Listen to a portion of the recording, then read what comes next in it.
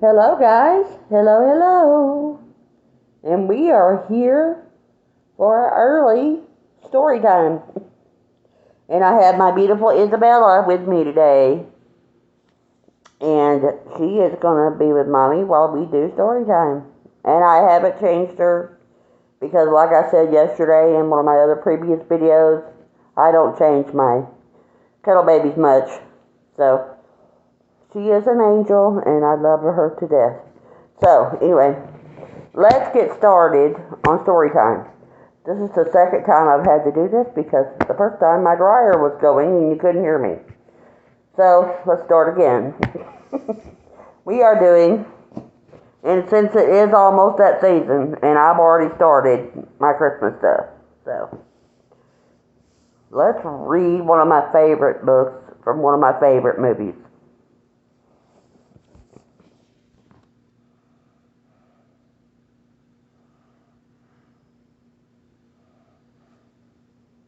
The Polar Express. It has a seal. So let's start this wonderful story. I hope you get a blessing from it. It makes me feel all Christmassy. Here we go.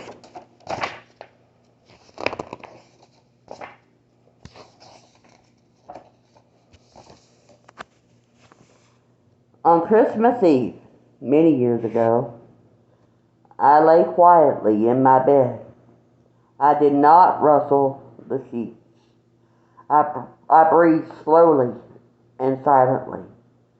I was listening for a sound. A sound a friend had told me I'd never hear. The ringing bells of Santa's sleigh. There is no Santa, my friend had insisted, but I knew he was wrong. Late that night, I did hear sounds, though not of ringing bells.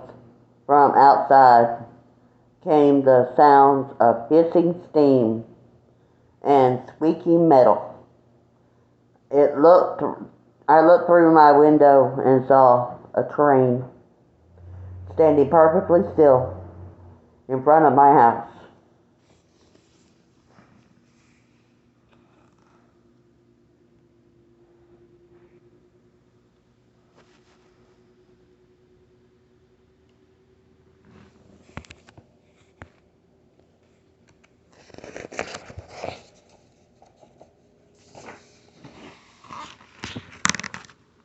It was wrapped in an apron of steam. Snowflakes fell lightly around it. A conductor stood at the open door of one of the cars. He took a large pocket watch from his vest, then looked up at my window. I put on my slippers and robe and tiptoed downstairs and out the door. "All aboard!" the conductor cried out. I ran up to him. "Well," he said, "are you coming?" "Where?" I asked. "Why, to the North Pole." "Of course." This was his answer. "This is the Polar Express." I took his outstretched hand and he pulled me aboard.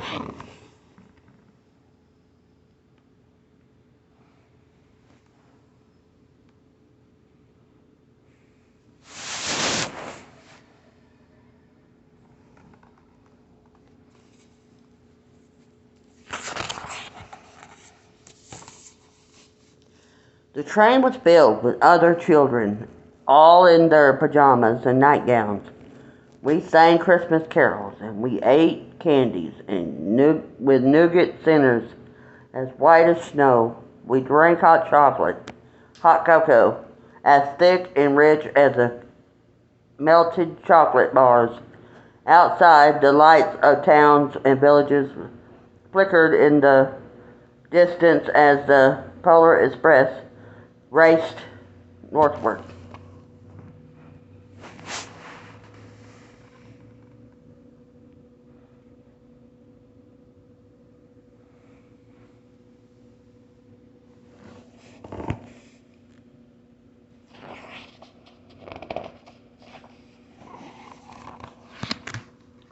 Soon there were no more lights to be seen.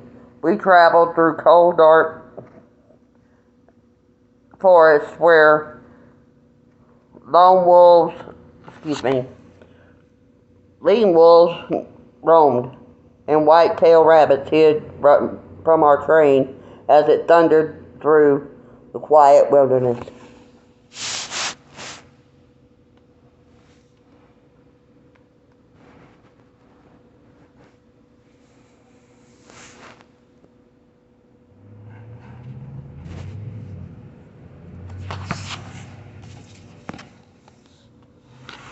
We climbed mountains so high it seemed as if we would scrape the moon, but the Polar Express never slowed down. Faster and faster we ran along, rolling over peaks and through valleys like a car on a roller coaster.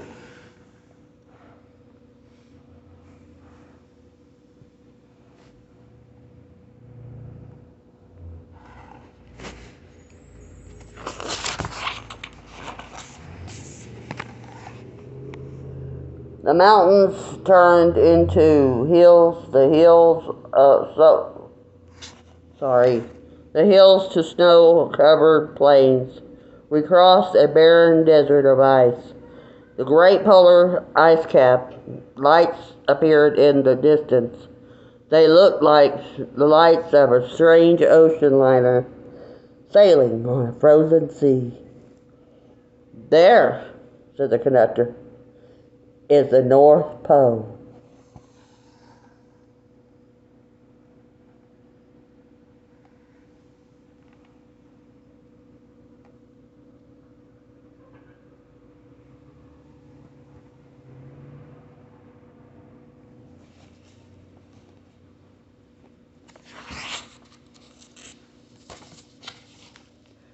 Like the North Pole, it was a huge city standing alone at the top of the world, filled with favorites, filled with factories where every Christmas toys was made. At first we saw no elves. They are gathering at the center of the city, the conductor told us. That is where Santa will give the first gift of Christmas. Who receives the first gift? We all asked. The conductor answered, he will choose one of you.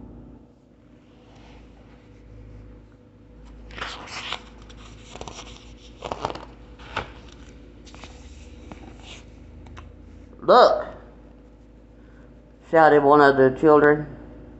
Elves! Outside, we saw hundreds of elves as our train drew closer to the center of the North Pole. We slowed to a crawl, so crowded. It was so crowded where the streets, so crowded was the streets with Santa's helpers. With the Polar Express could go no further. We stopped and the conductor led us outside.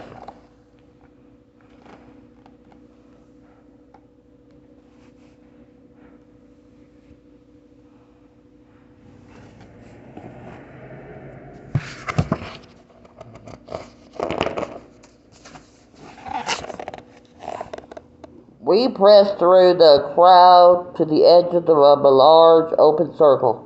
In front of us stood Santa's sleigh.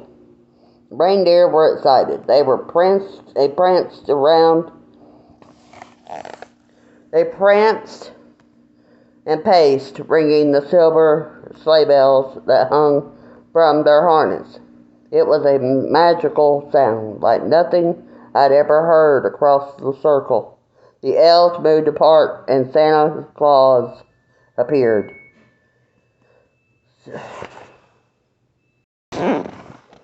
See, where was I at? The elves cheered wildly. He marched over to us and, pointing to me, said, Let's have this fellow right here, he said. He jumped into his sleigh. The conductor handed me up. I sat on Santa's knee, and he asked, "Now, what would you like for Christmas?"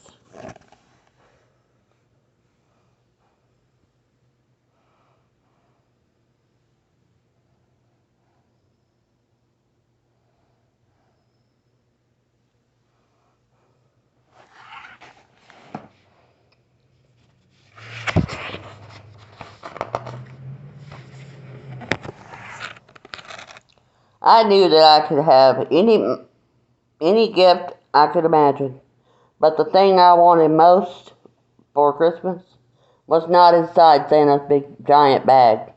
What I wanted more than anything was one silver bell from Santa's sleigh.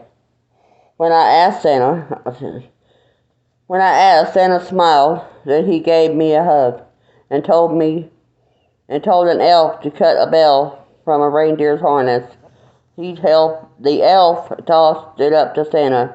He stood holding the bell high above him and called out, "The first gift of Christmas!"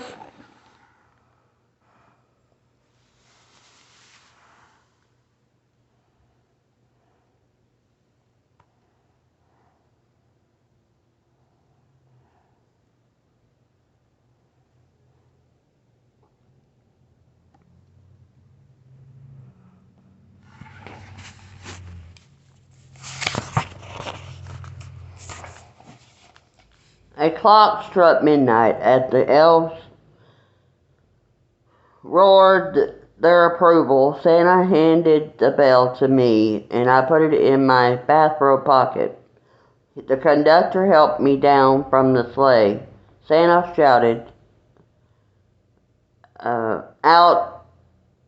Santa shouted out the reindeer's names and cracked his whip. His team charged forward and climbed into the air.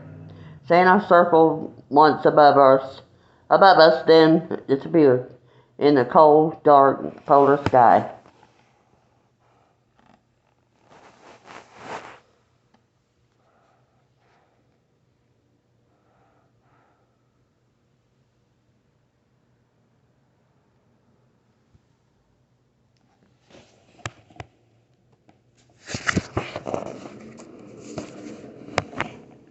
As soon as we were back inside the Polar Express, the other children asked to see the bell. I reached into my pocket, but the only thing I felt was a hole. I hadn't lost the silver bell from Santa Claus's sleigh. "Let's hurry outside and look for it," one of the children said, but the train gave a sudden lurch and started moving. We were on our way home.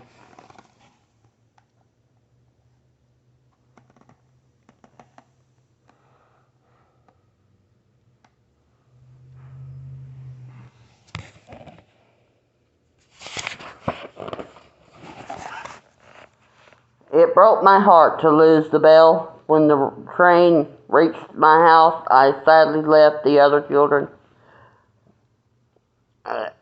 I stood at my doorway and waved goodbye to the conductor, said something from the moving train, but I couldn't hear him.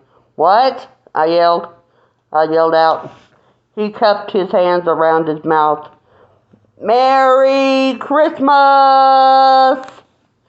he shouted. The Polar Express let out a loud blast from its whistle and sped away.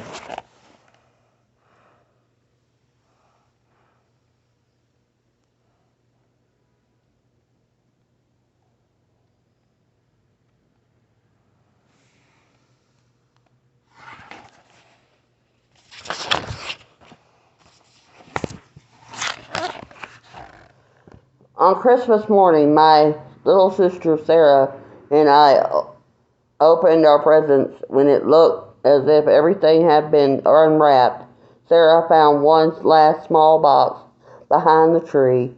It had my name on it. Inside was a silver bell. There was a note. "Found this on the seat of my sleigh. Fix that hole in your pocket. Signed, Mr. C. I shook the bell, and it made the most beautiful sound my sister and I had ever heard. But my mother said, "Oh, that's too bad." "Yes," said my father, "it's broken." When I'd shaken the bell, my parents had not heard a sound.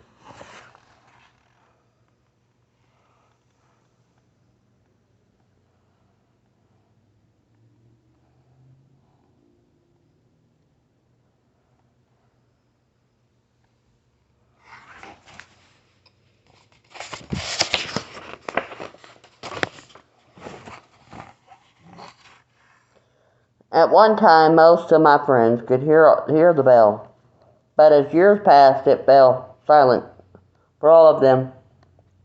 Even Sarah found one Christmas that she could no longer hear its sweet sound. Though I've grown old, the bell still rings for me, as it does for all who truly believe.